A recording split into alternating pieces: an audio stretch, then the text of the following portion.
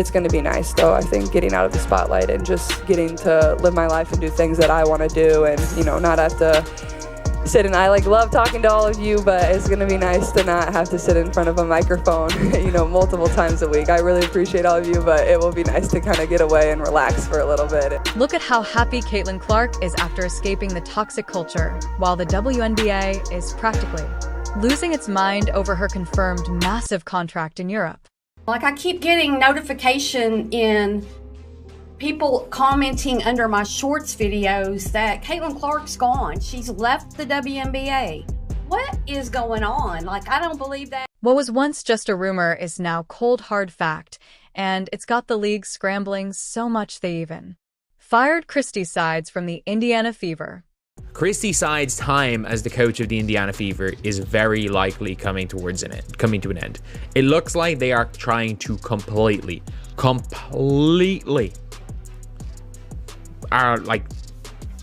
shut it down. The chaos is real, and nothing seems to make sense anymore. With everything falling apart, there's really no reason for Caitlin to stick around. But what exactly are the details of her new European deal? What's going to happen with her Nike contract tied to the WNBA? And how will all the legal stuff play out? Let's break it all down. There are already so many players heading overseas to play during the off-season.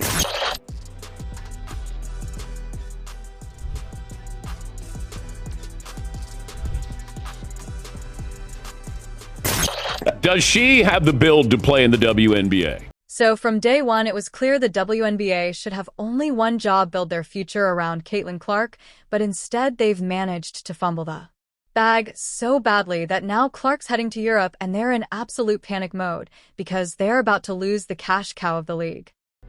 She's just not built for the physicality of this league. Yeah, and she's not quick enough to get away from the physicality. If you ask why, then let's talk about Caitlin's rookie season, because calling it amazing doesn't even begin to cover it. She wasn't just good, she was electrifying.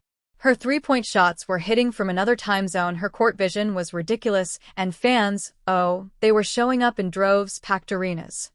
People are tuning in. Now, I'm not going to lie to you. I have not tuned in 1 second since Caitlin Clark was eliminated, but that's not unusual for record-breaking TV numbers. The Caitlin Clark effect was in full swing. She single-handedly gave the WNBA a much-needed spotlight, dragging them into relevance, whether they were ready for it or not. She wasn't just some rookie, she was the rookie, the one that could have carried the league to new heights.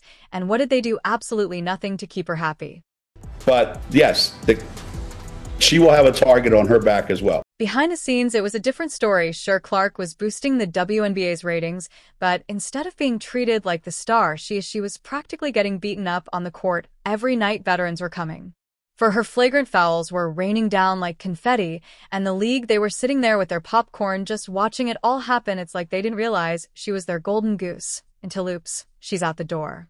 She's been box office, she was the main attraction, and there were so many storylines that's been associated with her. Most recently, the whole thing with her and Cheryl Swoops, even though it really wasn't her. It was Cheryl Swoops and all this.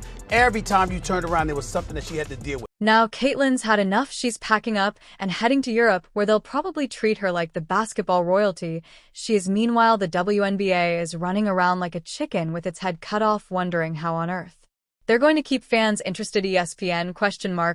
They're throwing their own little fit, trying to pretend like they have any say in the matter. Spoiler alert, they don't.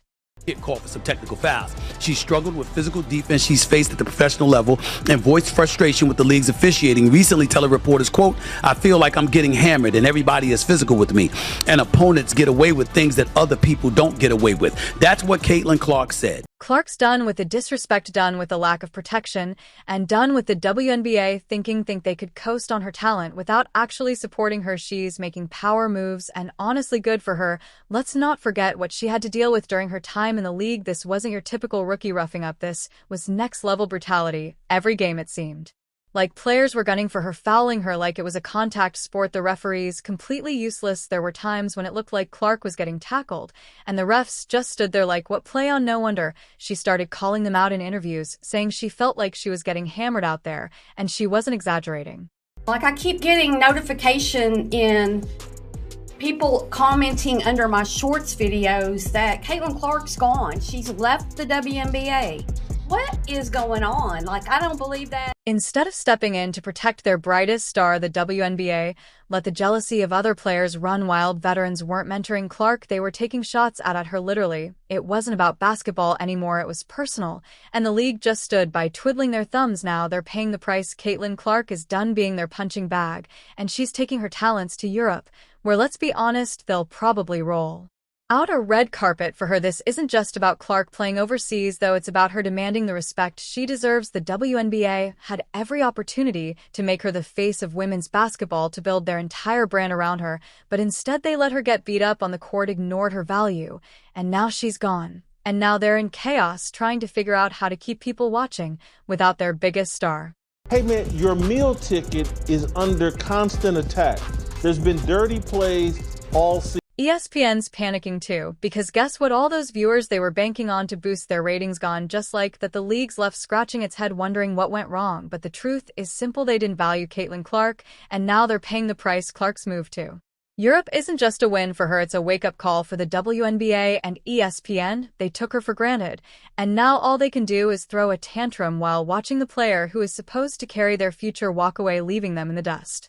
Those guys, they're the racists, when really, y'all are the racists.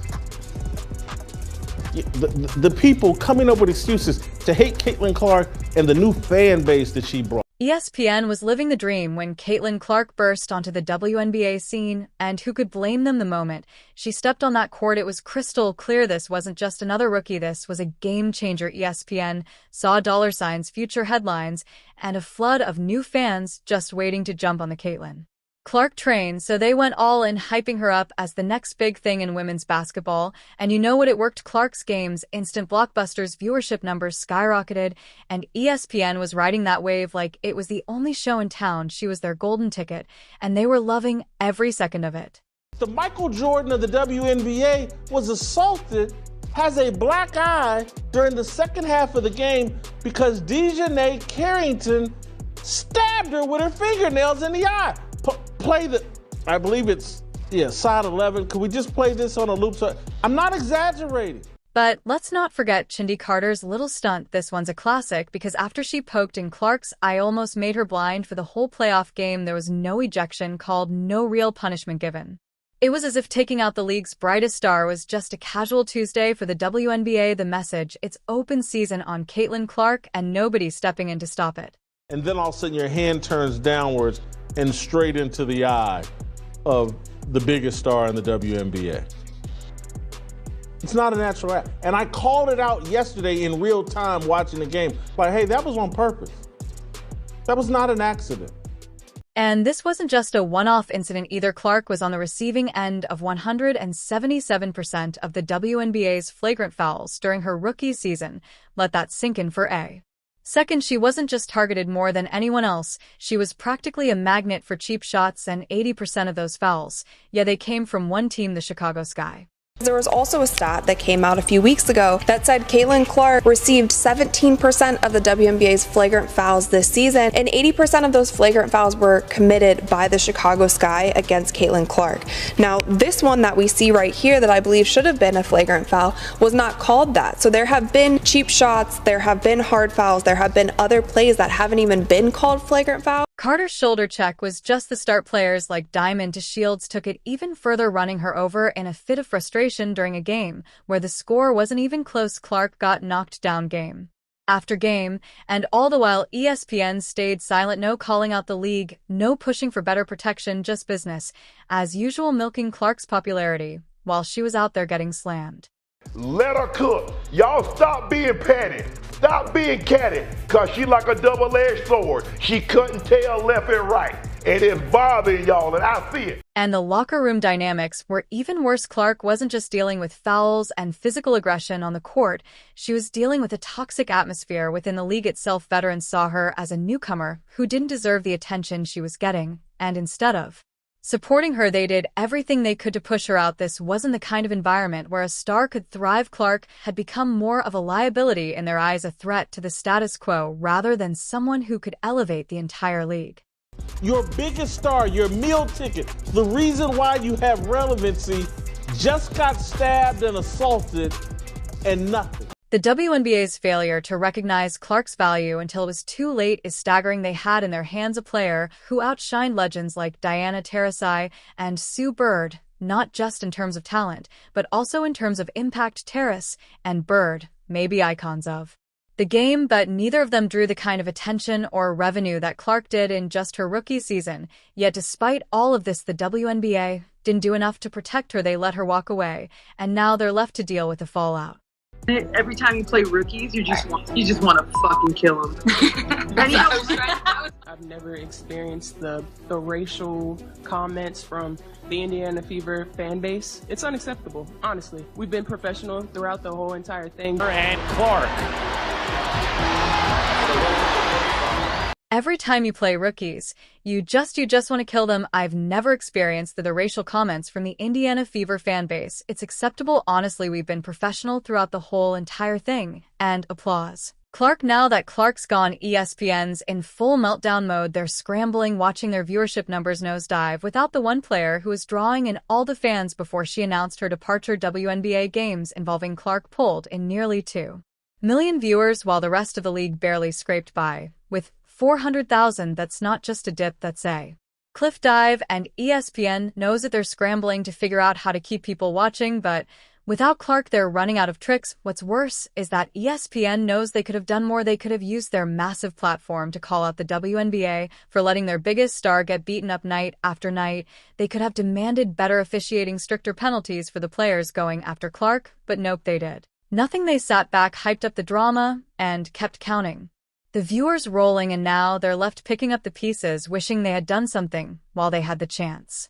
It doesn't matter who you are, what rookie you are, bets are coming at your neck, because we're here to show you, like, this is a grown women's league, and this is the best league in the world for a reason. So it doesn't matter who you are. I'll look back in 20 years and be like, yeah, the reason why we watching women's basketball is not just because of one person, it's because of me too, and I want y'all to realize that. Because Caitlin Clark was the WNBA's golden goose, the player who could have carried them into a new era of success. Instead, the league allowed petty rivalries, dirty play, and internal politics to push her out the door. And now, as they scramble to figure out what went wrong, the reality is clear. They let their best player walk away without putting up a fight, and they're going to feel the consequences for a long time to come.